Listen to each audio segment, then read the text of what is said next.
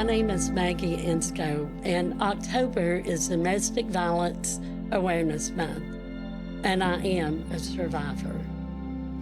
And I'm Charlotte Underwood with WLAF. Maggie's here to share her story. My story goes back to 1990, or 1989, I apologize. I met this wonderful man. We really hit it off. We got together. We had a son together. But at the very beginning, I should have known that I needed to go. I should have known the dangers ahead because there was little signs. He told me how pretty I was, how pretty I would look with short hair. I always had long hair, but he told me how pretty I would look with it. And he gave me a gift certificate for Christmas that year to have my hair cut. I thought it was awesome. I didn't realize what he was doing. He was taking a little bit of control every time I thought it was a sweet gesture. Is that something that domestic abusers often do to get power over their victims? It is. Because what they do is they wine you and dine you. They give you diamonds. They promise you everything. And then behind closed doors, that's when you see the real person that you just got involved with. At what point did you realize that these were not gestures, of kindness or love, that they were gestures of control? It took me a long time to realize that. But he immobilized me, more or less. I was a stay-at-home mom. He didn't allow me to have a job. He didn't allow me to see my family but once a week. I wasn't allowed to be on the phone but once a week because his thing was, we want family time. This is our time together. How did you realize that was not a normal relationship practices? Honestly, it took me many years to realize that. My family talked to me. They kept asking me if everything was okay, and I would always say, yeah, our marriage is great. He's so good to the kids. And he was good to our children. We had a son in 1990. We had a daughter in 1992. But he took a little bit of me away, a little bit of my power away daily. He told me I was too stupid to put our kids through school. He told me that I was too stupid to teach our daughter how to wipe, that he would be doing that. And he degraded me on everything I done, what I cooked, how I washed dishes. But I look back and I think, you should have run a long time ago. But I didn't. And a lot of people ask, when they see a woman in a severe domestic violence situation, why didn't she leave? That is not easy. Let me tell you my story. So on October 3rd, or October 29th, 1993, that's when I come to realize that I had to get out. We was at a Halloween party. A friend he went to school with, because he was in nursing school, and had invited us over, and I knew her, had knew her my whole life. So we went over, took our two children, age 1 and 3, played with her children, but as we was getting ready to leave, he reached over and kissed her. We was married. She had a boyfriend there, but he kissed her passionately in the mouth 2 or 3 times, and I was humiliated. Because there I am, the wife, standing there watching this. I was humiliated. And we argued, and I thought he was going to kill me that night. And the next day, on October 30th, it really got severe. We argued all day long. And I was walking down the steps of our apartment and had my daughter with me, which was a year old. He took her out of my arms, pushed me down 3 steps, and locked me outside in the snow. I was so scared because I was barefooted even. So I went to the neighbors next door and I called 911. I finally broke down, and that's the very first time in our marriage that I'd ever admitted something was terribly wrong. And that was 4 years into the relationship. But he always told me, if you leave, I will take the kids and you'll never see him again because you're too stupid to be a mom. And at that point, that next day, I was scared to death. And when that officer came, I thought, wonderful. He's going to rescue me. The officer met him outside because I was at the neighbors. And I told him what was going on, told him how scared I was, told him what happened. He said, let's go inside and get your children. Do you have somewhere safe to go? And I said, I do. I'm going to my mom and dad's. He said, I'll take you over there. So we went in an apartment. My ex-husband looked at him and said, I want to talk to you, please. So he went outside to talk to him because you have to give everybody equal time. And the officer came back in. He called me outside, and he told me that I needed to straighten up and go back in and act like a good wife should. He told me that if I left at that moment, he would call DCS, and I may see my kids in 2 weeks, or I may see my kids in 2 years. I was scared to death because that's one thing I couldn't do is lose my children. It made it seem like those threats that your husband had made were in fact going to be true. Yeah.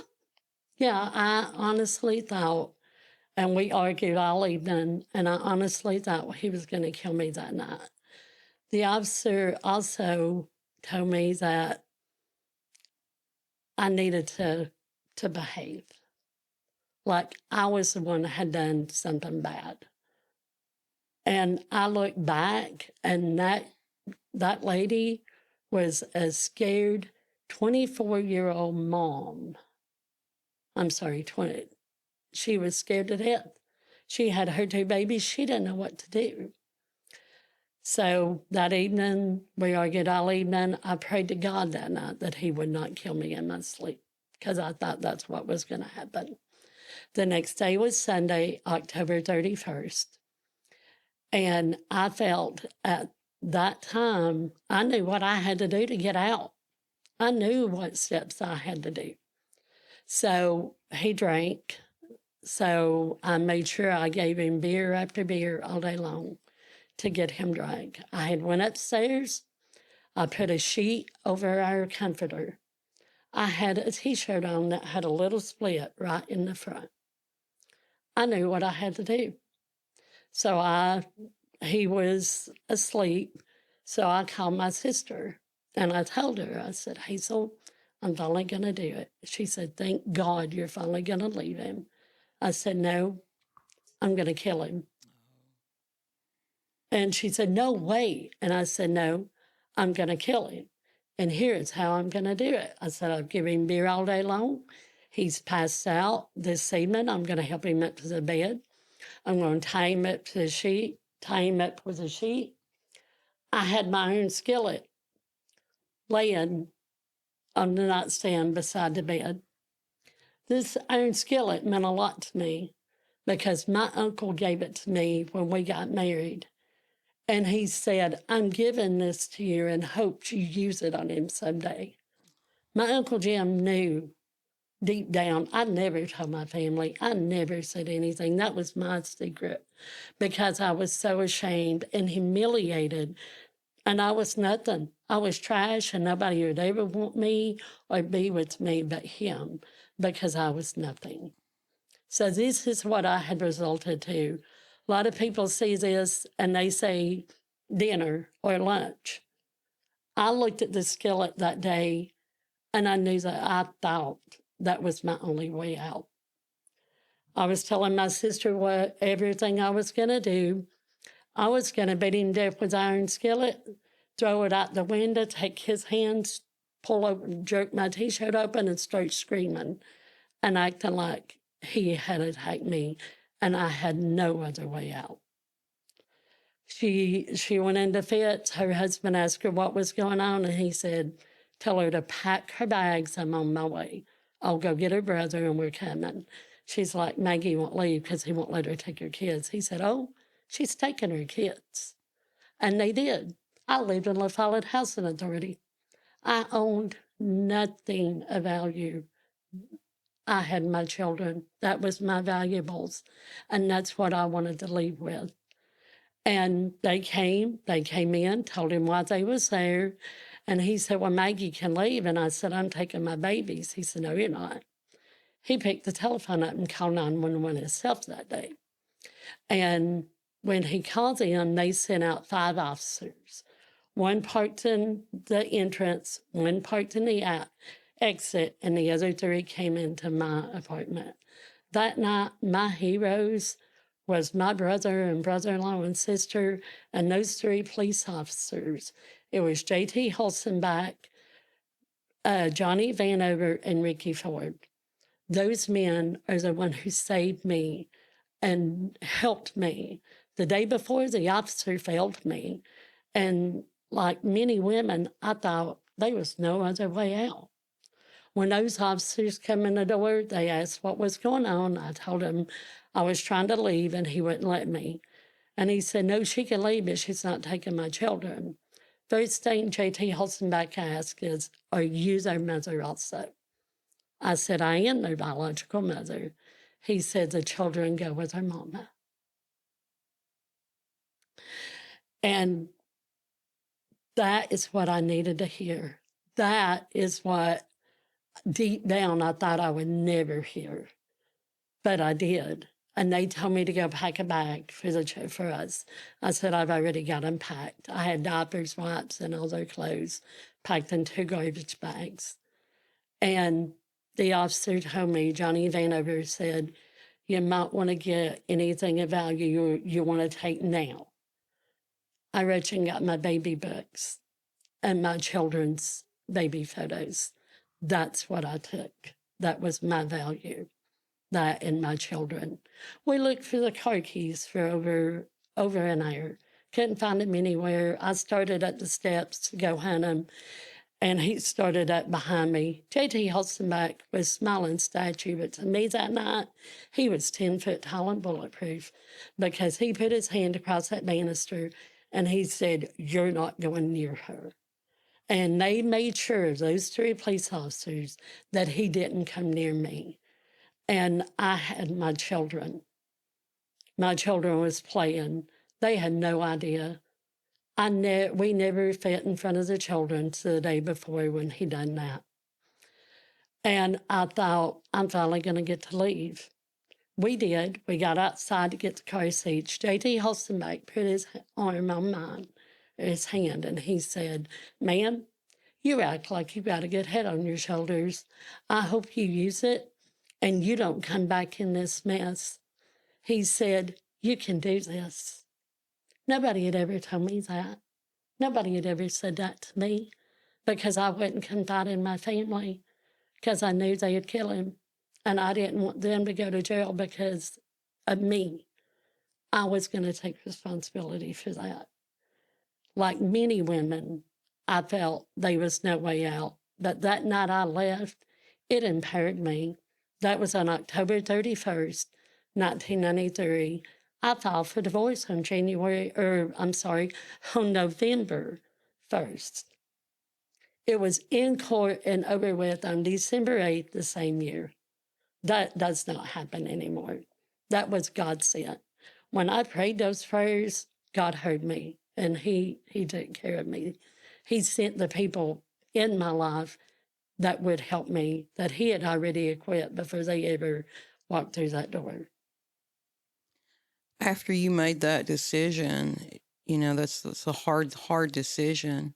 How did you and your children get along, It was really hard because possession is 9/10 of the law.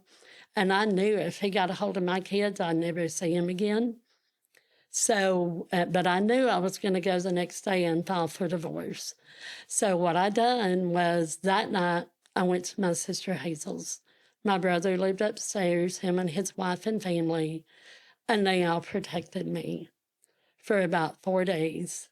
And then things got really bad. He made a lot of threats. He called her house. He made a lot of threats. He would never speak to her. If she answered, he would hang up because he was afraid of her. And with good reason, because there was many arguments during our marriage with her because she knew what he was doing. She knew how he was treating me. I never told her, but she knew. She knew that that wasn't the sister she had before she met him. And I wasn't that person. He took a little bit of me away every single day. Maybe now would be a good time to talk about the power of support and the need for women that are going through something like this, having a support system. Absolutely. A support system is major. If you don't have your mom and dad or immediate family there to support you, reach out to a church group, reach out to your friends, because your friends do want to help you. But he alienated me from everybody. And he told me that they had told him and would say horrible things that they had said to him about me. But I never said anything to them. I never asked him if it was true because he made me believe it. And that's how he kept me. And I did go file for divorce the next day, but the attorney or the lady I talked to said that will be $500 for the divorce. You need to pay that up front. I didn't have $5 to my name, more or less 500. My sister Hazel looked over and said, "Do you take a check?" At that time, I knew I was going to be safe. And she paid that for me. I paid her back, little small increments as I could, but I paid her back that money. That money was set aside for her daughter's Christmas and her daughter's birthday. But she knew that I needed out, and she knew she could do that, and she did. It wasn't easy. I sat on the floor and cried with my babies many a times because they begged to go back to Daddy. Because that time I had went to Harriman to another sister's to hide out. I stayed with different sisters at different times, so he couldn't find me. I wouldn't go to my mom and dad's immediately because I did not want him to come there because they was elderly, and I knew what my mom and dad would also do because I had a very protective family, but I was afraid to reach out to him. Now, did you say this is the first time you've publicly shared this story, Maggie? I shared a little bit of this story on Tuesday at the domestic violence shelter with some domestic violence victims and staff. That was the very first time I'd said anything publicly. But as I'm sitting here talking to you today, that's the very first time that I've told a majority of it. There is a lot of things I haven't told. There is things I'll take to my grave because I don't want my children hurt. Their daddy died in 2001 of cancer. He had many girlfriends during our marriage, I found out later. And I was humiliated all over again every time another one would speak out.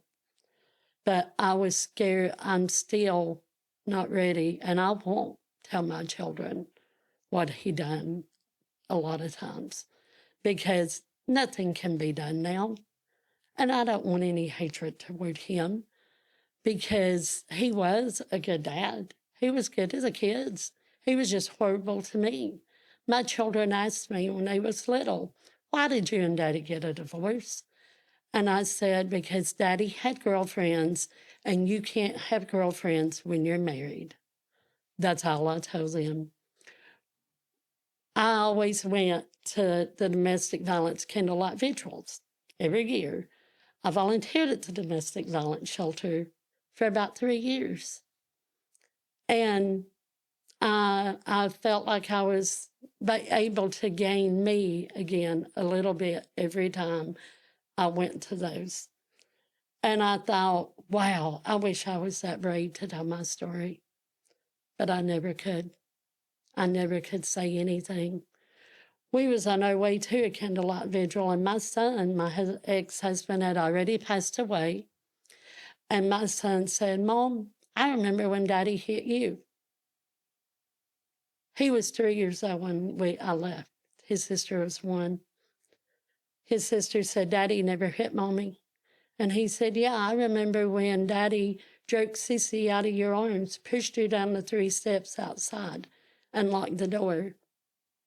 I had to pull over the side of the road because I had never told that to anyone, not even when I got a divorce, not to my sister, not to my husband that I had been with for 5 years. I hadn't even told him that story. Nobody.